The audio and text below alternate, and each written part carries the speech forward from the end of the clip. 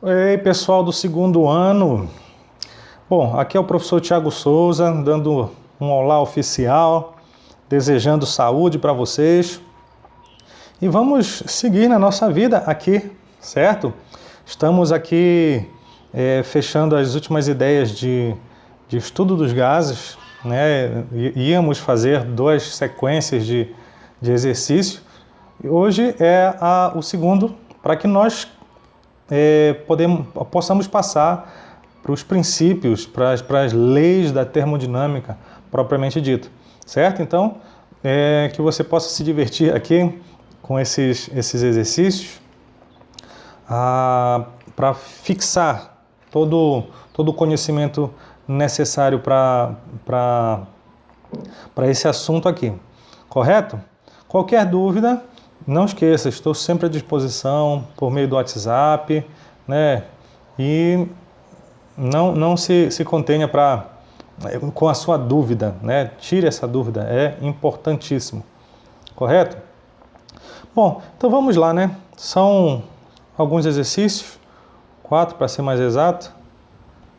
Eu acho que você não vai ter problema com eles. Vamos lá então. Olha o que diz a primeira. Essas questões são a mesma do Google Classroom, tá? Eu imagino que você sabe disso. Então, vou dar os toques aqui.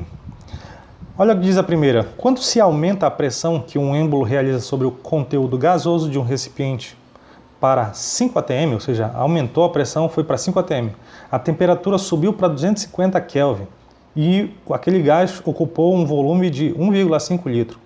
Qual é a pressão original aplicada pelo êmbolo se havia um volume ocupado de 3,4 litros para uma temperatura de 170 Kelvin?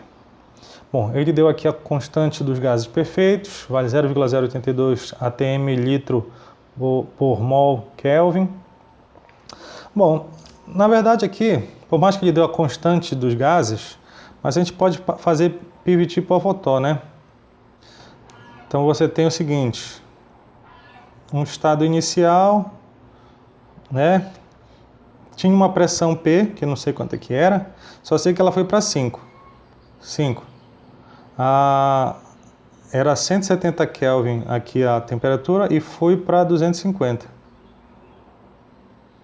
Aqui ficou 1,5 litro, sendo que anteriormente era 3,4 litros.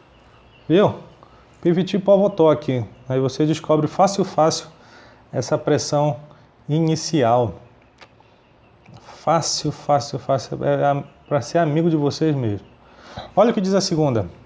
A figura abaixo mostra o diagrama da pressão em função do volume de um sistema termodinâmico relativo a um gás ideal, que sofre 2 sucessivas transformações. Primeiro de A para B e depois de B para C. Sobre os processos apresentados, é correto afirmar. Olha só, o que nós podemos afirmar? Então ele faz várias perguntas. Ele pergunta se a temperatura do sistema termodinâmico no ponto B, ou seja, a temperatura em B, é a metade da temperatura no ponto A. Bom, e aí você pode comparar esses 2 pontos, A e B, para saber se isso está certo. Comparar como, Thiago? Com PVT por fotó. A segunda diz assim, a temperatura do sistema termodinâmico no ponto C é igual à temperatura no ponto A. Então, pega o ponto A e o ponto C, cada um tem uma pressão, tem um volume, tem uma temperatura, e você pode fazer isso comparando PVT por fotó. A outra pergunta se a transformação AB é isocórica. Isocórica, se você for lembrar, é a mesma da isométrica, ou isovolumétrica, tá? Pergunta se a transformação de B para C é isobárica. Você tem que conferir, lembrar do conceito. E a última diz a temperatura do sistema termodinâmico no ponto C é 6 vezes a temperatura no ponto A. Será? Compara o ponto A com o ponto C para ver se é 6 vezes ou é um outro valor. PVT por fotó.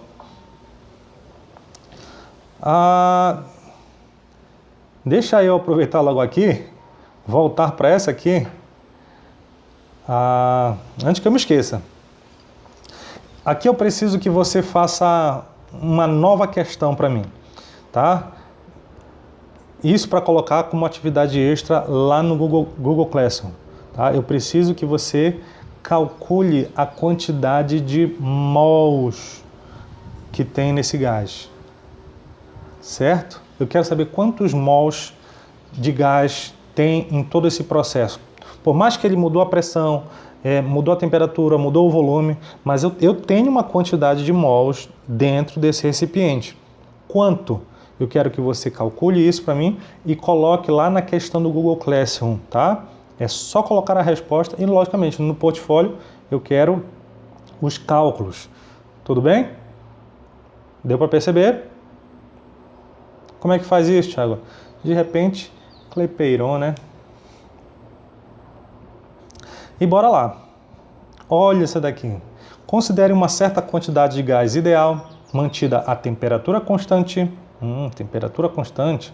Está contida em um recipiente cujo volume pode ser variado.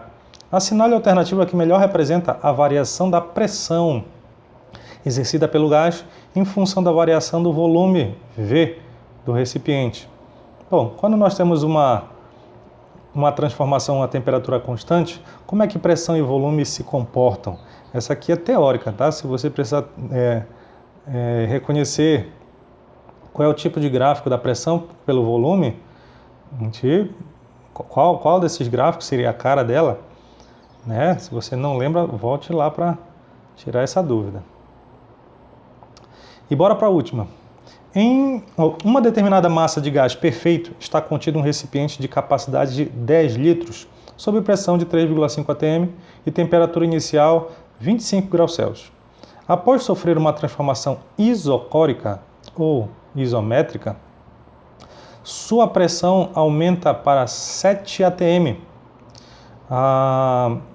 Determine a variação de temperatura de massa de gás nas escalas Celsius e Fahrenheit, respectivamente, devido a essa transformação. Bom, aqui vai ser PVT por voltar também, certo? Sendo que foi uma transformação isométrica ou isocórica, certo? Mas cuidado que essa temperatura inicial está em graus Celsius, nós não mexemos com graus Celsius aqui. Usar todas as equações aqui de estudo dos gases, termodinâmica, é em Kelvin. Então você vai ter que transformar essa temperatura de Celsius para Kelvin, certo? Depois, descobrir a nova temperatura, você pega essa nova temperatura, transforma para Celsius e transforma para Fahrenheit. São os dois valores aqui que vão aparecer nas opções. Sem problema?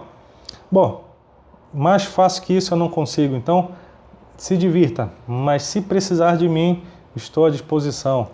Abraço para vocês.